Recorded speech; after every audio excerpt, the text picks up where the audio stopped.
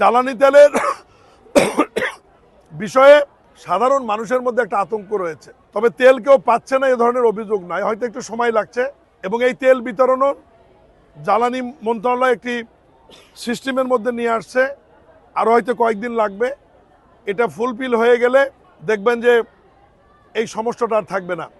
তবে সরবরাহ এবং মজুদ আমাদের সঠিক রয়েছে এবং আগামী জুন পর্যন্ত সরকারের একটি পরিকল্পনার অংশ হিসেবে ইতিমধ্যেই দেখেছেন যে অফিসের টাইম, স্কুলের সময়সীমা, সরকারি প্রধানমন্ত্রী সহ আমাদের জ্বালানি তেলের কাটছাট, বিভিন্ন ক্রয়ের ক্ষেত্রে সাশ্রয়, এগুলো আমরা করছি যে আগামী 3 মাস যুদ্ধ কতদিন থাকবে জানি না, অন্ততপক্ষে দেশটাকে একটি স্টেবল রাখা যায়, দেশের অর্থনীতি যাতে একটা গতি ঠিক থাকে।